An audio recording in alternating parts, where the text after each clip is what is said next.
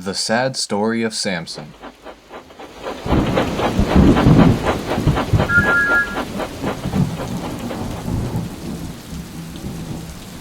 Oh, bother this rain. It's only rain now, Henry. All the same, it ruins its appearances so, and it distorts my paintwork. You worry too much about appearances, Henry, and that's coming from me here. Is it wrong for me to want to look decent? I'm sure you'd understand, James. Irrational, more like. Irrational? Says the engineer didn't want to take a goods train and went into a ditch. Huh, a ditch indeed. It was the turntable's fault. Be that as it may, Gordon, you never see us diving into ditches now, do you?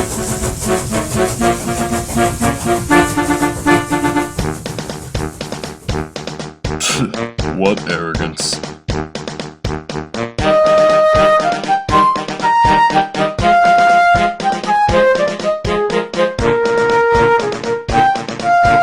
Come on, Henry, put more steam into it. Gordon's Hill is just ahead.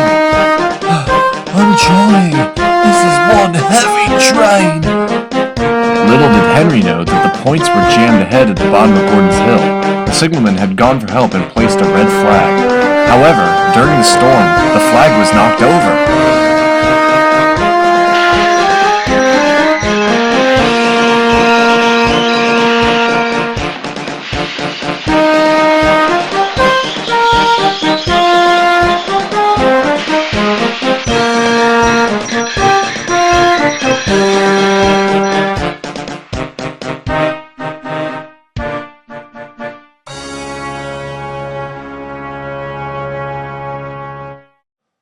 Come on, and we were going so nicely too. It's no use, Henry. We can't risk getting stuck with a train this heavy. I'll go and phone for help. Poor Henry was stuck in the teeming rain. Toby will be along soon, in about 10 minutes. All right.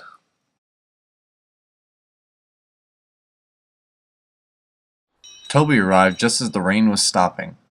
Sorry, I'm here. You're late. I know.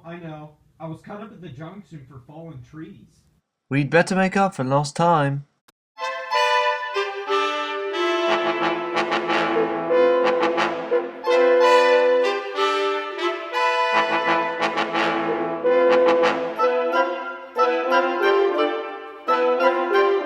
Thank you, Toby. Brakes please, driver. Oh, blast! We can't stop, Henry. What? Help! Henry was speeding right down a disused branch line that no one had been on for many, many years. Suddenly, Henry sped to the end of the line where there was an old shed surrounded by trees and bushes. Oh no! There's gonna be a crash!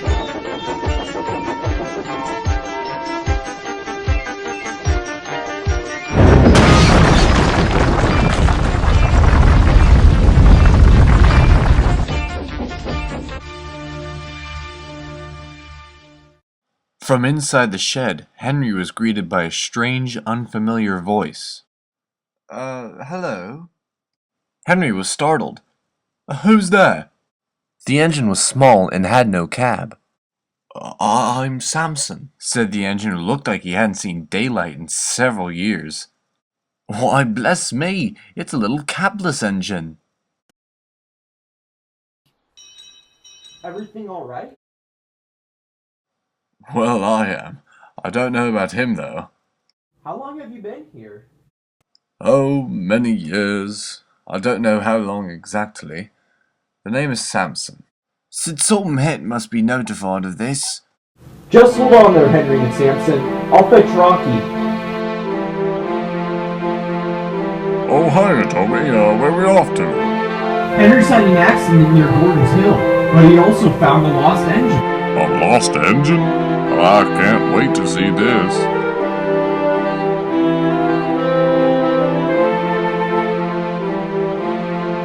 Now then, I'll set to work. Enjoying the mud now, are you, Henry? Very funny, Rocky.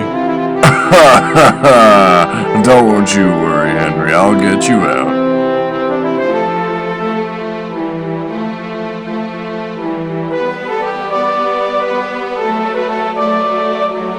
My, I've never seen such a large crane before. That ain't surprising. I'm Rocky. You need a hook, just holler. I'm Samson. A pleasure, Samson. Thomas arrived to help Rocky and Toby clean up the mess. Thomas took away the cars, and Toby and Rocky got Henry onto the flatbed so they could take him to the steamworks. Arthur came with a breakdown train and a flatbed to take Samson to the steamworks as well.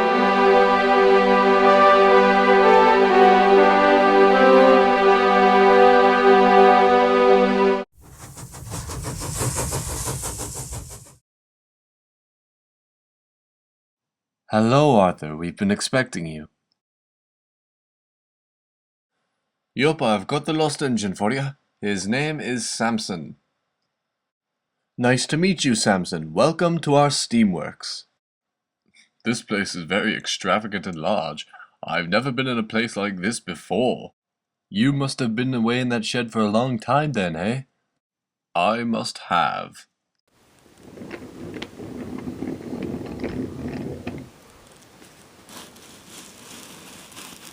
The weather forecast calls for a lot of snow tonight, so we need to make an urgent visit to the Sodor Railway yards before the snowfall. Right. Look after Samson, Kevin. I may have to spend the night. Will do, boss.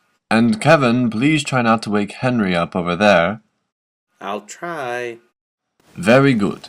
Goodbye, you two. Goodbye. Victor left on his journey to the Sodor Railway, and not soon after, a terrible snowstorm struck the island. Oliver was trudging through the heavy snowdrifts. Bother this snow! It's jamming up my wheels and valves. We're gonna end up stranded here before long. The steamworks is nearby, Oliver. Let's go there. Anything to get out of this ruddy snow. Oh, it has been ages since I've last seen a snowfall. Oh, it's beautiful. So you're the lost engine, I presume. Samson, right? That is correct. This must be a beautiful sight for you after spending so much time in that shed. It really is. It has been ages. Although, for you, it must have been more of an escape than a beautiful sight. Escape? Are you alright, mate? You don't look too good. Yeah, escape has always been a tough subject for me. And why is that? Scrap. I hate Scrap. Scrap took away my greatest friend and ally. It's the reason I was in that horrid shed, as I'm sure you've heard about. Arthur told me. It's not a pleasant story, but... You could tell the story. I mean, we have nothing better to do around here. We've got time to kill.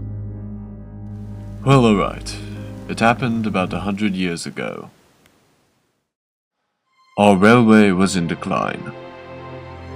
Every day there was talk about the money running out, and us going bankrupt. Our controller was a paranoid freak. Once, in a fit of anxiety, he sent my best friend Neil's brother for scrap. We were outdated engines, and he sure knew that.